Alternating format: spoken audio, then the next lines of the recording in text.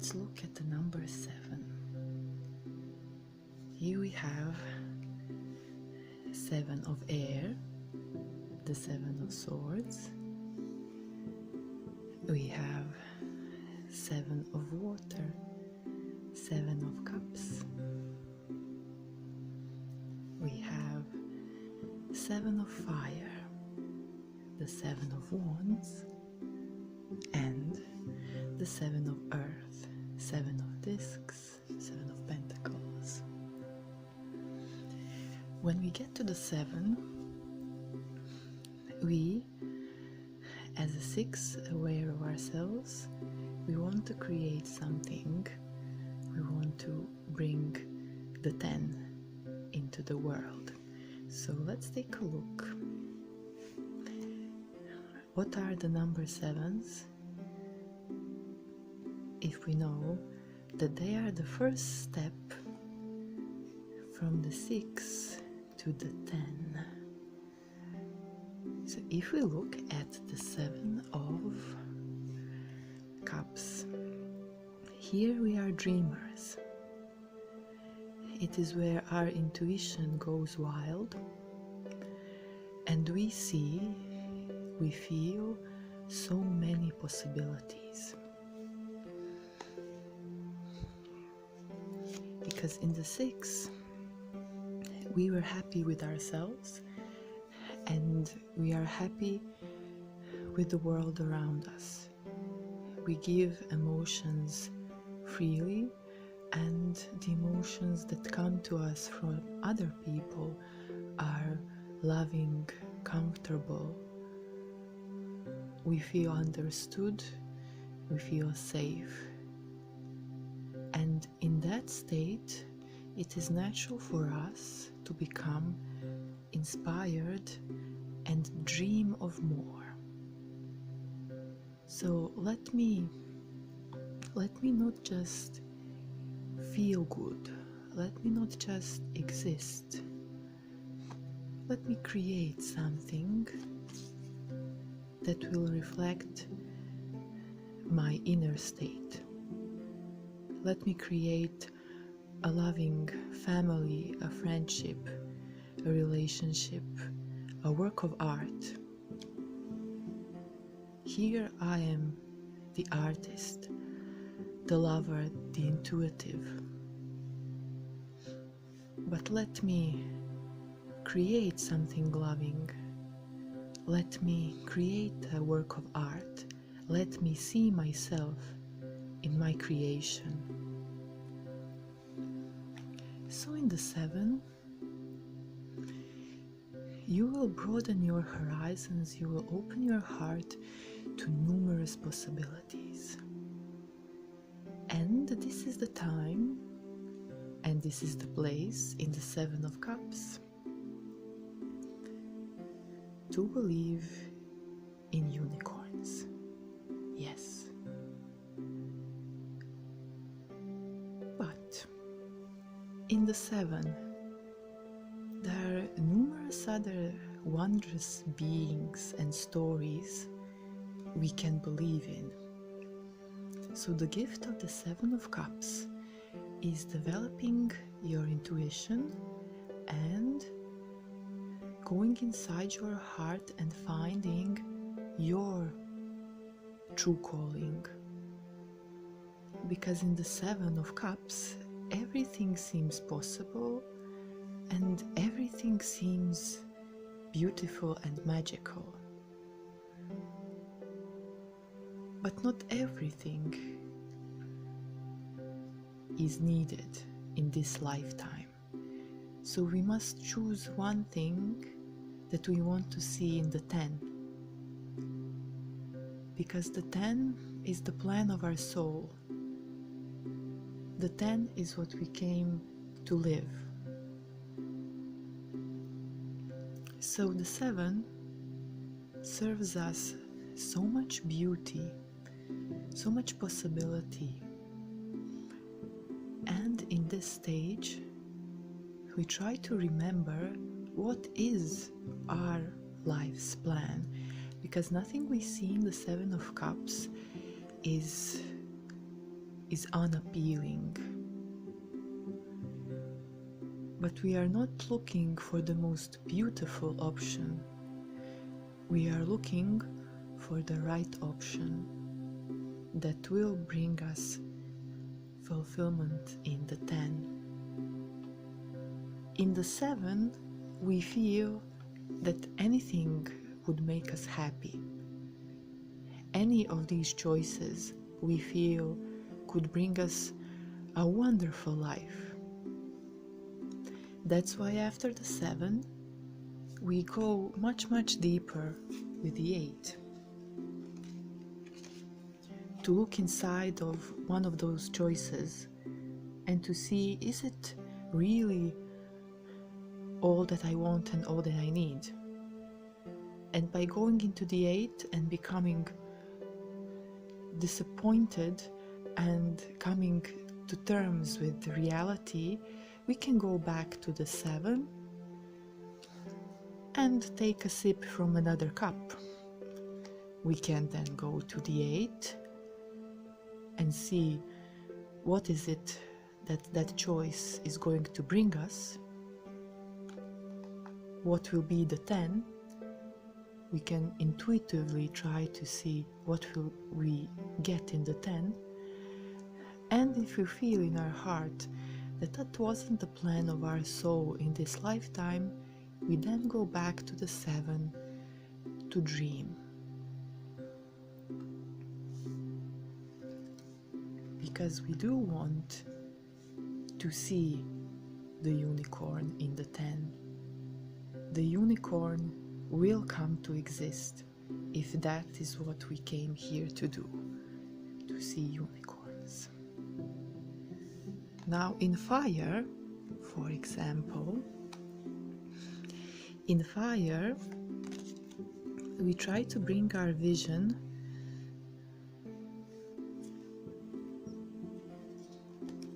into this world. We try to bring a message, a higher truth, a philosophy, our life's philosophy.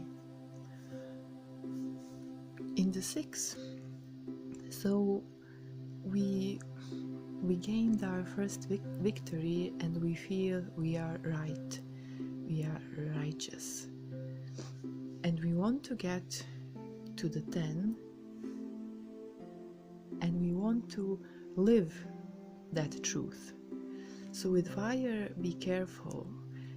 Sometimes for fire, it is hard to stick up to its own standards. You can see the 10 as struggling because fire has given itself restrictions. It's your religion, it's your life philosophy, it's something that you think everybody should live like. You think those are the rules you always have to follow to be a worthy person, to be a respectable person. So sometimes your life philosophy and your outlook can become a burden. You can burden yourself with your own high expectations. So what do we do in the 7 of fire?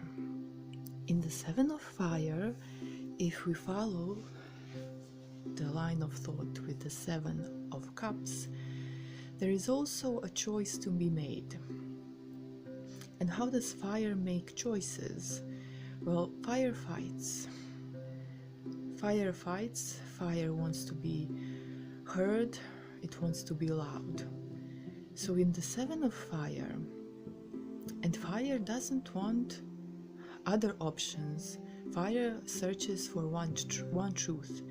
So let's say in the cups, you would be happy with a lot of possibilities because water is everywhere. Water wants to be omnipresent. Water wants to be connected to everything and everybody and doesn't like to lose or feel disconnected. So a multitude of choices in the 7 in water is very comfortable, it's pleasing. But in fire, our self-centered selves are faced with other options of truth. And those are the options that actually come to our minds. Some other points of view that might break our initial philosophy, our initial religion, the messages that we think are true and we need to deliver to the world, the values, the standards for society that we think we should deliver to the world. So in the 7, we fight with ourselves or we fight with others. But in the 7, we have, you see, one stick, a very strong feeling of conviction that we are right, and we are faced with some other opportunities to expand our consciousness and our vision. So fire likes to expand when it feels it is doing it effortlessly by itself with no obstacles. Because fire doesn't like obstacles, because fire doesn't like anything outside of itself. Fire remembers, I am all. And when fire sees something else, fire is afraid, fire is annoyed. So unlike the cups, when the water sees somebody else, it's yay, another soul, something else I can connect to, yay. But fire, no. Fire sees something else and thinks, I must conquer it, I must absorb it. So you can now think of the energy of fire in the zodiac and Sagittarius. Sagittarius, also connected to Jupiter, wants to expand, wants to travel to different lands, but it also wants to incorporate into itself all the knowledge it acquired. Also with Jupiter, with Sagittarius and the expansion, we can get fat because we want everything on the table to come into our belly. Sagittarius. Okay, so fire, when fire sees a border, like this man sees 6 more wands, he wants to take those wands into his life and carry them as if they were his own. So in a way, you can think of the 7 of fire that it's our tendency to make people with other opinions think like we do. But in reality, the 7 of fire is a stage from 6 to 10 that gives us the opportunity to find out more, not to stay in the 6 and believe we know everything just because we remembered our own life's philosophy and our own vision, our own rules and standards. In 6, it is our own, and in the 10, we need to find a way to live in this world with other people, with other convictions. And yes, fire must live among other fires. So the choice of fire is not a choice. The choice of fire is conquest. To conquer its own ego and to remember that it is also small. It is also a part of a bigger whole. That balance can be seen in the 8 of fire. When the fire remembers, it can be a flicker, a flame, a spark. And fire remembers, it can be electricity. It can be faster, it can exist everywhere. It can exist everywhere as a spark, as an electron, as a small particle of energy. It can be everywhere, but it can be very small. And there can be others, like fire, very, very small, but connected to a universal field of energy. So in the 8, fire feels rejuvenated because it knows its power even when it is small and among others that are like him, like her. And in the 8 of fire, we have like an infinite number of small sparks, happy that they can coexist, carefree, and they are extremely happy because they can move fast in an instant, and they can accept that others are like them because they can become them in an instant. They can be in one point of space and time and then instantly in another point of space and time, and have that feeling that there are no boundaries, even though they chose to be small sparks.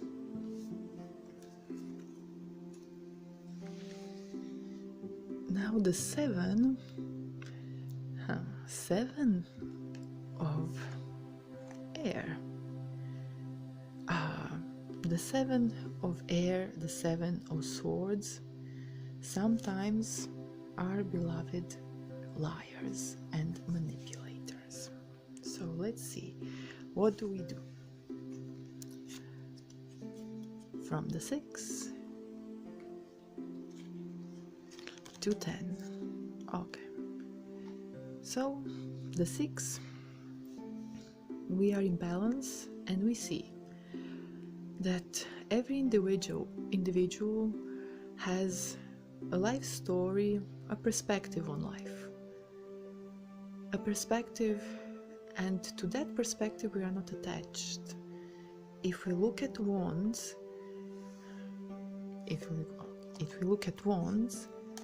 we identify with the philosophy we feel that is ours. We can distinguish between us and the values, the standards that we wish everybody would abide to. But in air is not attached.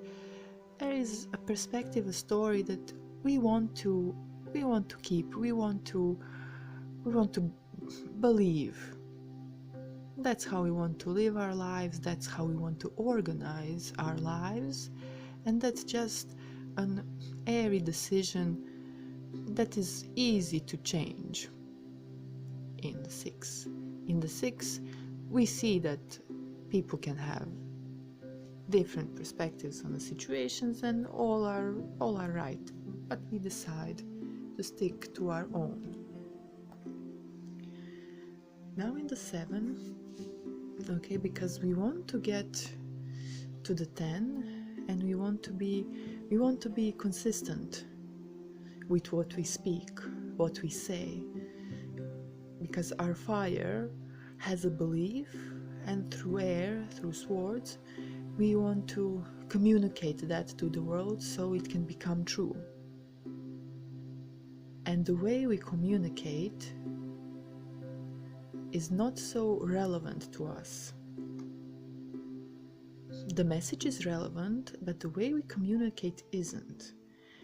So in the 7, we are choosing a way how to communicate the message we carry in our heart in fire. So you can think of this person trying to communicate. So this person believes absolutely in the truth of his or her words. And in air, in swords, he or she is choosing how to deliver that message. And when we are choosing how to deliver that message, we are manipulating with the facts we have. We are choosing how to rearrange facts into a story that we want to bring to life, to reality. A story that is believable enough so it can manifest. But the underlying belief, truth, comes from fire. We want to be able to tell that story to people, and we want to make that story believable because we know our words are the first step to manifestation. We will manifest what we speak. So, the choosing of how to represent what you perceive is the Seven of Swords. And each one of us chooses a way to describe truth. So in a way, we are all manipulating with facts because we want our story to hold water. So when you look at the picture of Ten of Swords in Rider-Waite-Smith deck, you can think of these swords as pinning down a desired reality, pinning down something you believe in and setting it in stone so it can be turned to stone, turned to reality. So these are the swords that don't let your mind change. They don't let you change your story each minute, each day. No, you choose a story that you will stick to. And that story is depicting what you feel is true. Deep down, you feel something should be a certain way, and you will put it into words because you want it to actually be true. So with the Seven, when you are in the Seven of Swords, choose your words carefully. The intent you have in your heart will come through your words. So see, what is your intent? Let's see. Yes, what is your intent? Feel, do you want to deceive people or do you want to bring truth? If you want to deceive people, you will be perceived as a manipulator. If you want to carry your truth to the world, you might struggle to find the right words. You might not be satisfied with the way you present what you feel is true, so give yourself time, give yourself experience, experiment with your words, with your story, and don't be too hard on yourself if you haven't presented your truth in the way that you think you should have. Give yourself permission to be a liar, to say something and then see that it wasn't really true. Take your words back and start again. Tell your story once again. They are not lies if you don't consider them lies. They are your efforts to bring truth, to bring your truth. And forgive yourself if you don't know how to express your truth in the best manner. Be brave to go back one step, to again see your perspective, to see other people's perspectives, and then see why your message didn't come across the way you wanted it to come across, and just choose a different story. Change your story. Change your story. Don't stick to words that you feel are now false. Don't stick to outdated words, because they will form outdated worlds. They will become your truth. So don't stick to promises you don't want to keep. Be honest in the 7 and say, I made a mistake. That's not what I meant. I didn't express myself very well. I see it now when I got your reaction. So in the 8, when you see what are you binding yourself to, that's a stage in your life when you might start to reconsider, and the honest thing is go back and say, no, I was misunderstood. So here you will see how people heard what you had to say, and don't blame yourself if you didn't see their perspective because you were caught up in your own. No. We go back. We go back into negotiations and we serve words that we want to say. And again, we change our words until we are completely happy with them and we want to stick with them forever, or for one cycle in our lives.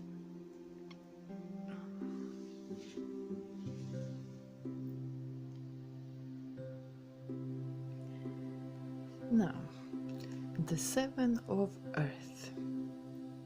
So 7's possibilities, so you might see why the 7 of Earth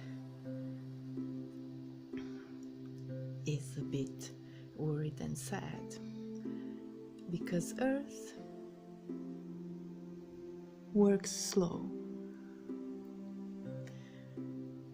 So Earth works slow, but Earth has the capacity to accept the situation as it is. So the Earth is the feminine element, just like water. So the 7 will bring Earth peace, even though she knows that the options won't come true instantly, like what can happen in water. She knows to surrender to the moment and take care of one project, not knowing if anything will come of it. So unlike water, where we actually believe that every option might come true, and that is the gift of faith we get through water, what we learned through water. In Earth, the gift is patience, surrender. Because in Earth, we will put in effort, we will be devoted to a cause, but we will be humble because we don't know if the reward is coming. And this is the place in the 7 of Earth where you just exist and are unattached to the outcome, where you can do the work with a peace of mind and a peace of heart. You won't be greedy, you won't want more. You will just work, and you will let the earth surprise you. Because in the seven of earth, in the earth element, we don't know what we are going to get. What will the earth bring us? We are in a body disconnected from the spirit, the emotions, the mind, and we think nothing is possible. There will be no unicorns. And in the earth element, a lot of our manifestations we see as unicorns, because we didn't see the perspective we created. We don't see the faith, the vision that we started with, and we don't see the surrender that we carry within us, the possibility of surrender to a higher power, to our higher selves. In earth, we don't see it, that it is possible, that unicorns do exist. We don't see any of that, we don't feel any of that, but we accept the natural world as it is. We will plant a seed and we will wait for a long time and see what comes of it. In the 10.